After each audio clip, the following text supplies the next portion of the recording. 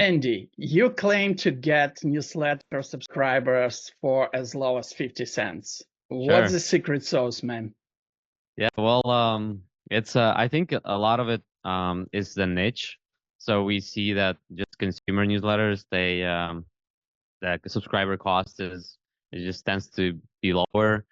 Of course, you need to know how to set up the ads, know how to do media buying, the creative side of things, and like have how all these things align, like the subscriber journey. So what they see in the ad, what they see, when they land on the landing page, the thank you page, and what they see in the welcome sequence. I think like it would be pretty challenging to get 50 cents if it's like a finance newsletter or something, or like a B2B newsletter. I think just niche plays a big role in that. But then, there's like trade-offs, right? So those subscribers might have lower quality than like a finance or B2B subscribers. So you're telling us that cheap subscribers mean lower quality and probably lower revenue? Sure. Yeah. There's just trade-offs.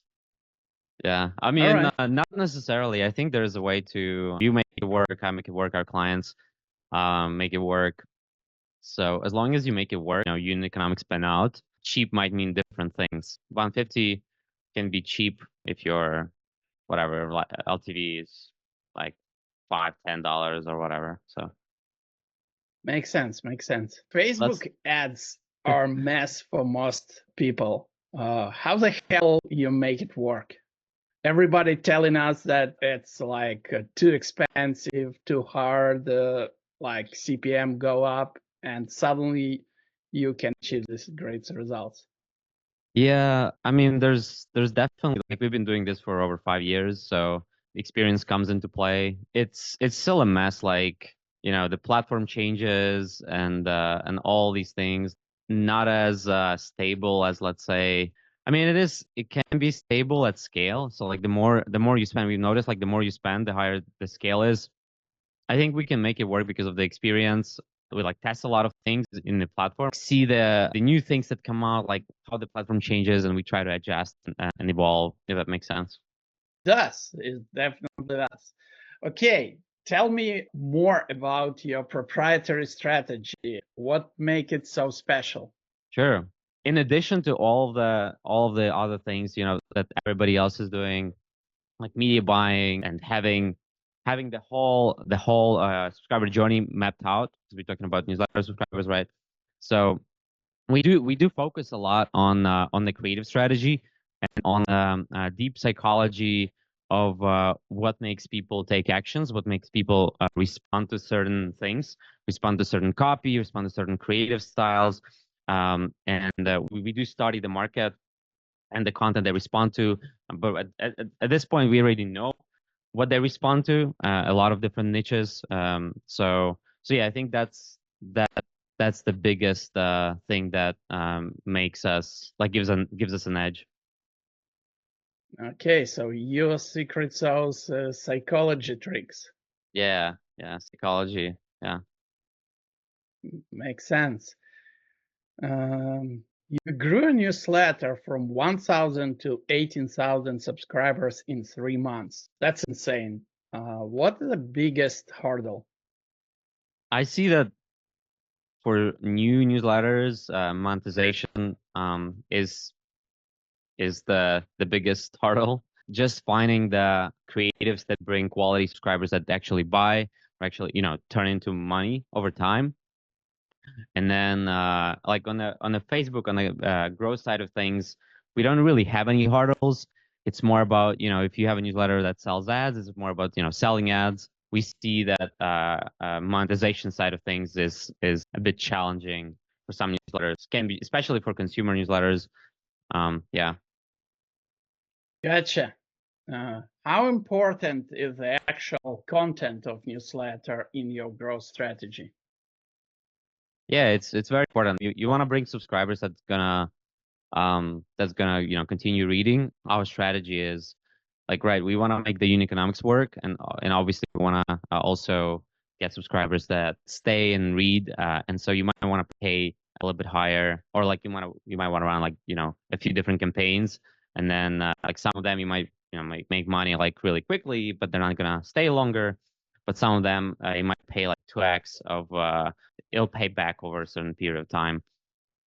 So content is extremely important because when you monetize newsletter with any monetization method, if there's no consumption, they're not gonna buy because they're gonna you want to make them open the newsletter so they read your sales page or read your content and then see ads, see your offers are pushing. So yeah, that's very important, extremely important. Gotcha. What is the craziest thing you found when auditing someone else's newsletter strategy? Drugs. No, oh my God. No, I've seen, just like, I think you showed me some newsletters with like naked women. That's a good strategy. I support that strategy. So yeah. Oh, Okay. maybe not necessarily naked, but like, yeah, just that angle, Yeah. Not safe for work content Yeah, for horny teenagers. exactly. Gotcha. How did you become the newsletter growth guy? What is your backstory? Beehive became popular, and you launched your newsletter, and you told me like, hey, I'm launching this newsletter. I'm like, yeah, I actually wanted to launch a newsletter for like years, and so the thing that prevented me is maybe not having a community. And when I met you, when I got into this Beehive community, and like Beehive is just, oh man, I'm feeling like I'm advertising them too much, and they're not paying me. But yeah, it's a really good product, and all these new monetization platforms they lowered the barrier to get in the game, and allowed more people make money faster. And when you get that hit, you kind of hooked, and you don't wanna stop. Yeah, so that's kind of my story. Yeah, that really facilitated me starting the newsletter, all these things.